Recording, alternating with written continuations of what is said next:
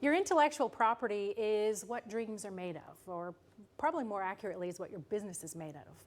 So what is it exactly? Should you protect it? How do you protect it? How much does it cost to protect it?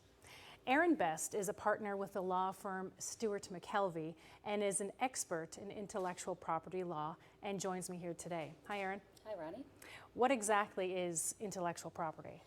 I'll probably give you a short answer and then give you some examples. Okay. That'll make it easy to understand. So intellectual property is essentially a system of rights that's set up so that people can own, buy, sell, license intangible creations. So what many people think of when they think intellectual property are things like songs, books, plays, other creative arts like that, but actually it's much, much broader than that. It covers pretty much everything on the internet, first of all, that's not public domain, and I'll explain what that is if you like. Let's touch on that. So with respect to copyright, something enters the public domain 50 years after the death of the author, or the creator. Some people think that everything that's on the internet is in the public domain because people have shared it on the internet. So that's completely false. So the regular copyright rules apply. It's just anything that the author created and the author's passed away more than 50 years. Some other things on the internet that they're not public domain, but they have a non-restrictive public license would be sometimes you'll see things posted on the internet that say that the copyright is free, or that there's no license fee required, those sorts of things. So just to go back to what I was saying is covered by copyright, pretty much everything on the internet.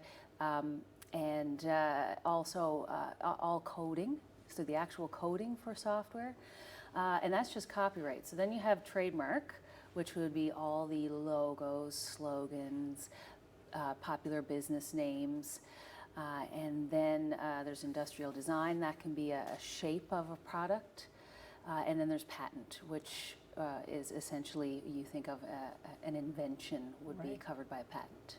So it's quite a broad spectrum. Yeah, absolutely, and there's actually more that I haven't covered. Right.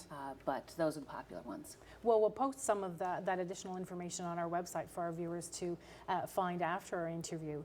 But how do you protect it? You talked about trademark and copyright and patent. Are those the three main ways or avenues that you can protect your IP? So they're different for each area. So first of all, with the trademark that area is very important to protect. I'm a trademark agent, and there are a few other trademark agents in Newfoundland and Labrador. Essentially, the best way to protect your trademark is to register it with the Federal Registry. If you do not do that, you still have some protection based on how much you've used it in the very specific geographic location where you've used it. But you'd have to prove that, right? You would have to be able to prove that, and it can be very difficult to prove as well.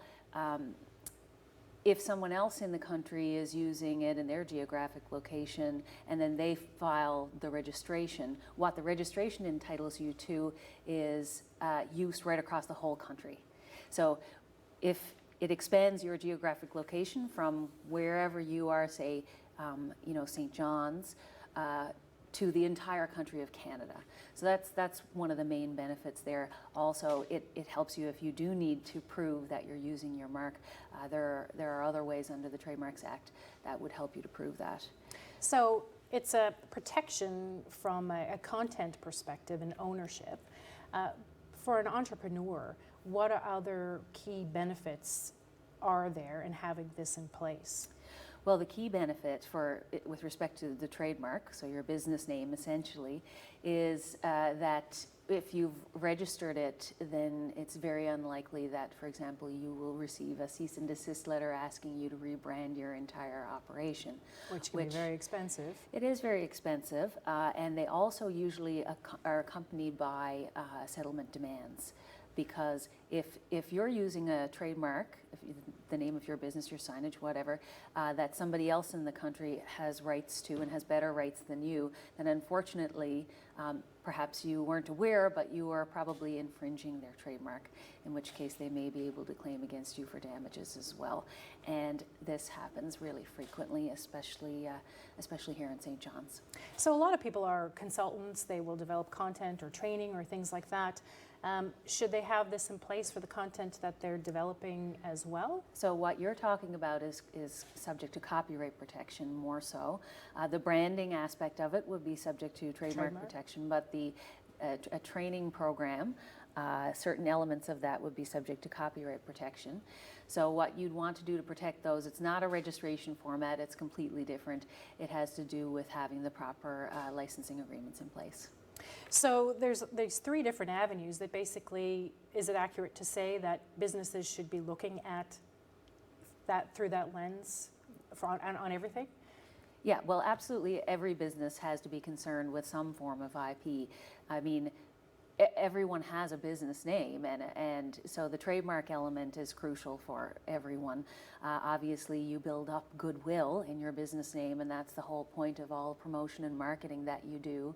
And therefore, if you were forced to suddenly change it, you would lose all that promotion and goodwill, which actually is worth quite a bit. In terms of the copyright, depending on the business, that can be of differing importance. And but there's usually some copyright protected content that every business owns and probably relies on. Additionally, you certainly want to make sure you're not infringing other people's content, because again, you may receive a nasty letter in the mail.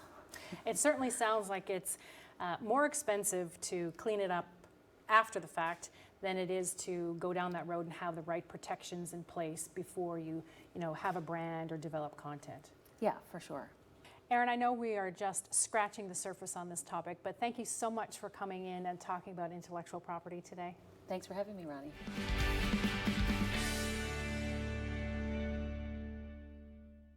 Special thanks to our sponsors, the Newfoundland and Labrador Organization of Women Entrepreneurs, Invested Mama, and A Holding Place.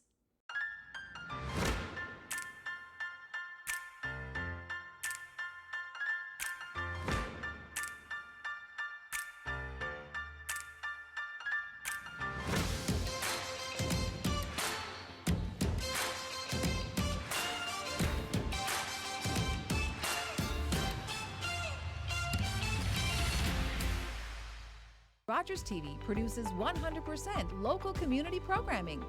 It's an exciting volunteer experience. We train hundreds of volunteers to work side by side with professional television producers. No experience required.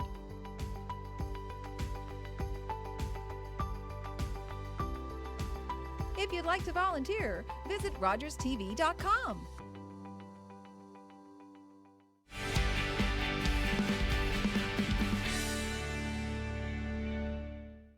You have a passion, and that passion is something that people want to pay for.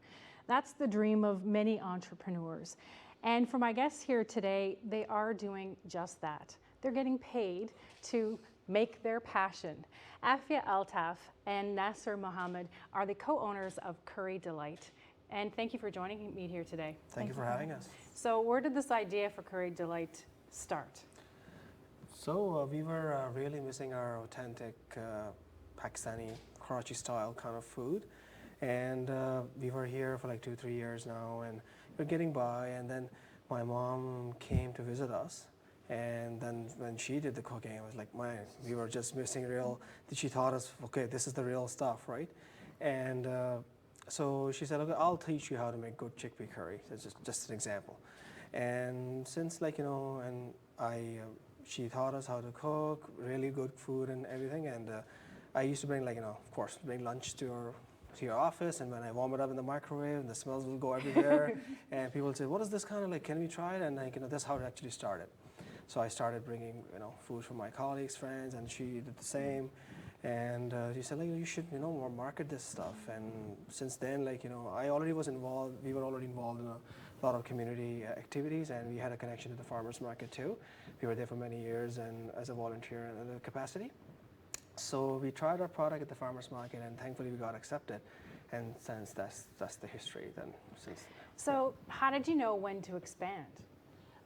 It was like some time into it, and we were realizing that it was starting to get too much. Like because we were renting out spaces in order to prepare the food in a licensed kitchen, because that's required to do it that way. So we were struggling with that because it's a lot of we had to do a lot of logistics going in, making sure that the rented spaces are available. And then it was always just one thing that what if we can't what if we can't get it on time, or things are running we're running out of time because we only had a couple hours to prepare for the whole day the next the farmers market. So it started to it was just a burning question that this is probably not going to run in the long term. So that's when we started to really feel like we need to get our own space. And every year thankfully our demand was increasing, so more and more product we need to make, and we had a serious limitation in the constraints of the space that was available to us. Right. So we decided, okay, now is the time we should start looking for space. And mainly we didn't have an idea of a restaurant in that perspective. We just had to have we were just thinking of a space we can cook our food, do catering jobs and weddings and parties that we used to do anyways. So that's how actually we started. And then the space we got had a portion for the restaurant too. So we started that too. So a lot of entrepreneurs struggle with that. How do you know when to expand, and how do you plan enough to get there? So can you briefly describe what research and what planning that you went through to grow your business? So we continuously asking for feedback from our customers, what do you think, would you like to see us more than the 1 week somewhere offering the product, right? So that's what they were, and they were saying, no, if you had a sit-down occasion, we would love to bring our friends and camp. Not everybody can come to the farmer's market, and it's limited hours, it's once a week, so that's what we and then in terms of financially, you have to check also, if you make a commitment, you're able to support yourself, Right. which is a big concern for us anyway. So that's why we kept our jobs anyway, basically, we can do more research in that and keep on and not take entirely crazy risk or something, because it is what it is. You have to plan it, otherwise it's going to be a lot of unnecessary, in a way. I mean, you don't want to make your passion a struggle for you then, that way, right? Restaurant business and the food business is very risky. It's very risky, and it's one of the, I think it's the hardest ones I think you can imagine. And it's a lot. It takes the stakes are high, and it's really high demanding on a daily basis. It can be very fast paced sometimes, and requires a lot of on the go, on the fly decisions kind of thing too. So lots of long hours and sacrifice and everything, right? So it's a hard business to get into. That's for sure. But our customers were behind us in a way, and they kept us going, and in our opening, I think the streets were blocked because of the traffic, which is amazing. And that's reassuring. We've been so grateful for the response that we have from the community, and it's still to this day. And I think we are 7 months into the restaurant now, and it's still, we have lineups at the. So you talked about some of the business challenges, but you're also your business partners, but you're life partners. Yes. So how do you separate that? Yeah.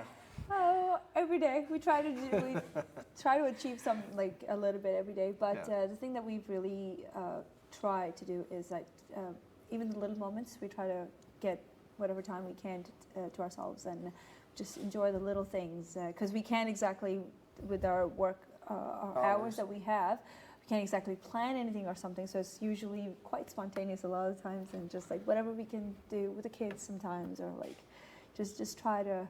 But we're still learning how to, how to block everything out and then just be in the present. But, so you're in your new space. You talked about for 7 months. What's next for Curry Delight? So I'm not sure exactly, but we wanna for the beginning, we were only open in the evenings. Now we open for lunch. So the idea is to just expand more hours. We still only open 5 days a week in the restaurant. So you want to expand that to more hours, more offerings in the dishes, and more collaborations with the community, more with other vendors that we have. We still carry some of their products in our restaurant just to have a collaboration, and more engagement. And I think it's the curriculum is going really well, and I hope we can just keep going and keep growing and busier every day. Well, in this tough economy, it's nice to hear a success story, especially in the restaurant business. Thank you both for coming in and sharing your story today. Thank you very much for inviting us. Thank you.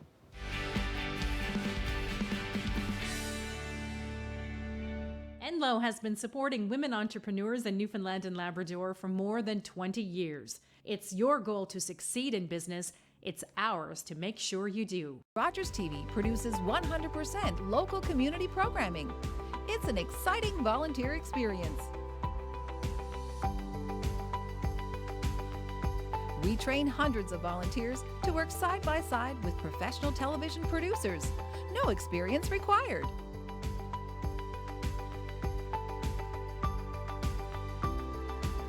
If you'd like to volunteer, visit rogerstv.com.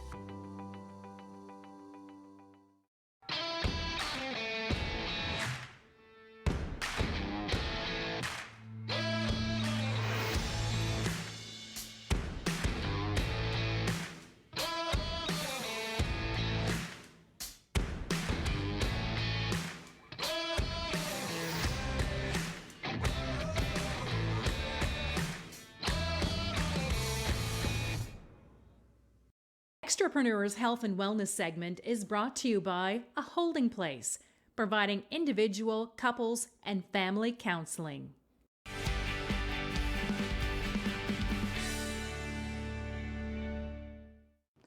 Juggling career and family can lead to little amounts of time for exercise, but a lot of stress. We know that exercise can relieve stress and tension. Get Fit NL is a local company that is working with women to help build confidence, wellness, and overall self-esteem. Angie Critchell is the owner, and Christy Fahy is a fitness instructor. Thank you for joining me today. Thanks for having us. Thank you. What is Get Fit NL exactly, from your perspective? Well, we are a local company, and we do offer fitness classes of all different types.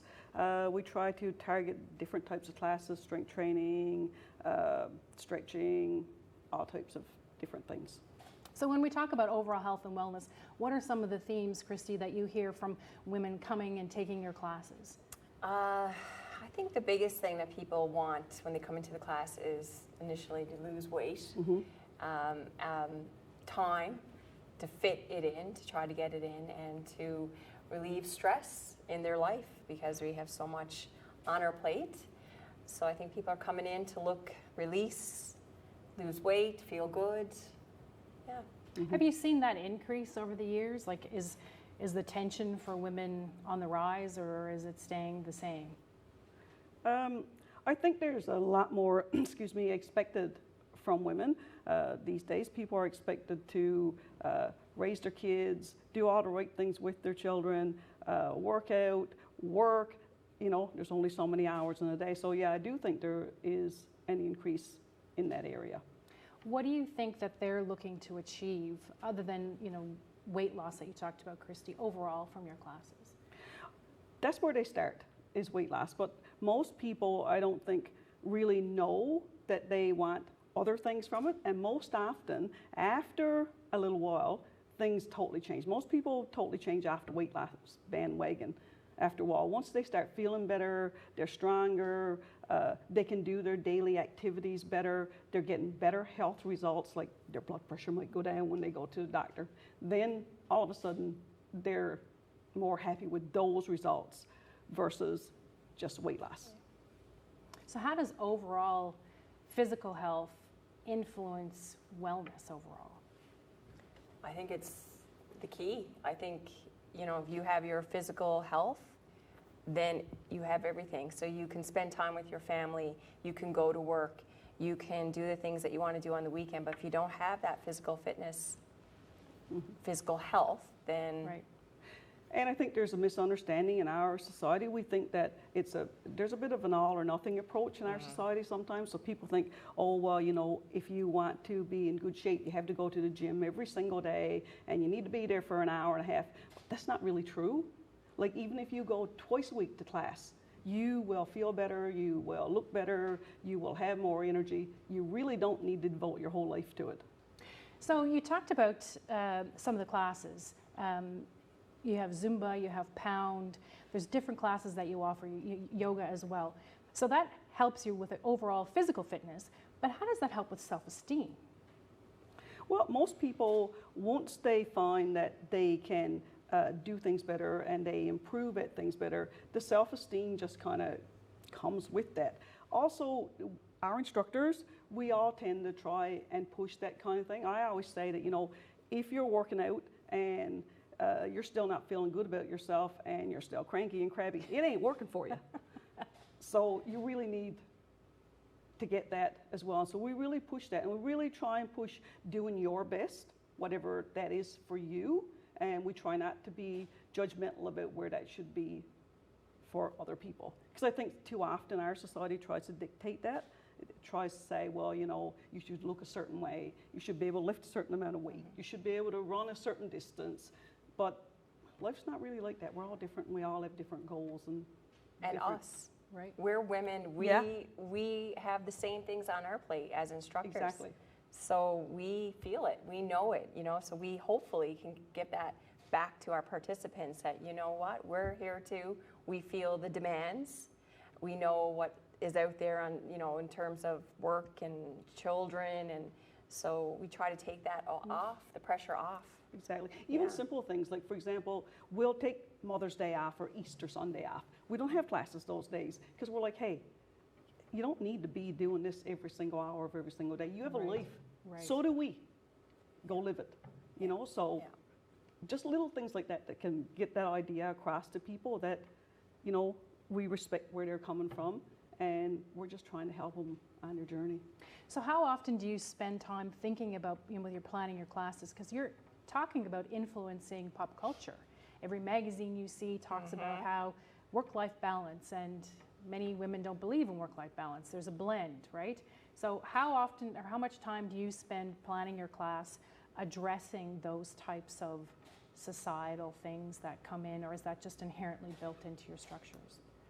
Well, we ourselves get together once a month and talk about those types of things, as well as talking about other things with the business, like the schedule and that kind of thing. But we always talk about those issues when we have our own instructor meetings as such. And I would say I pretty well think about it at least on a weekly basis, if not more. I was going to say probably a lot. Yeah. Yeah. So what's next for Get Fit NL? You've been around for several years. You've seen the evolution of women's fitness needs and wellness needs. How are you going to stay ahead of that and keep supporting that? So right now we're going to be opening our own studio, which will be on Topsail Road.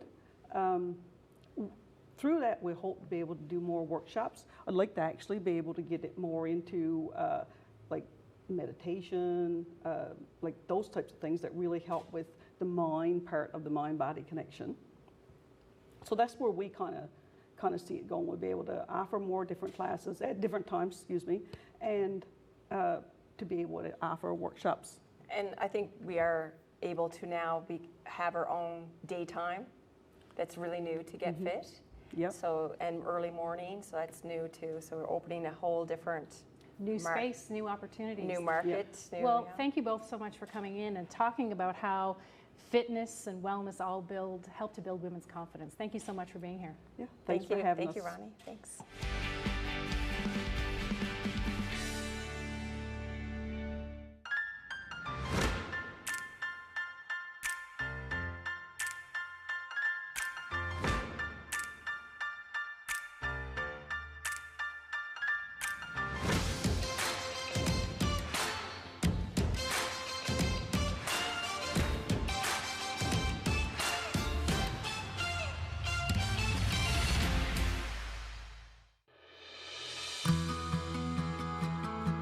I think I always wanted to be an entrepreneur from day one when I started in the workforce. I got the opportunity when Biotic Data downsized, and I thought this is the right time, the right place, the right thing to do. My favorite thing about being an entrepreneur was, at the beginning, flexibility for my family. Now, it's good for running my own business is that I'm my own boss. I can make the decisions. I don't have to look to anyone else to do that. The other thing is to give back to the community, which is really exciting because we do a lot of work from some charities in Newfoundland and Labrador. We're small, but we're mighty when we give back to the community. Hi, guys. The people that inspire me the most is my family and my team at Prima right now. Over the past number of years, I've been involved with WPO, a Women's Presidents Organization, and there's a lot of really, really amazing women in that organization that inspire me every day. The secret of my success has been my team and always going with my gut. I've actually turned down business because it didn't feel right. When I haven't done that, it's always come through that it's never worked out. Client retention is really important to us, so I want clients that are going to stay with us and help us grow, and in turn help them grow as well. If you'd like to learn more about the interviews that we ran here today, check out our website at extrapreneurs.ca. We'll have links to the episodes and additional reference material so you can find some support information. And don't forget, while you're there, to check us out on social. We're everywhere. See you next time.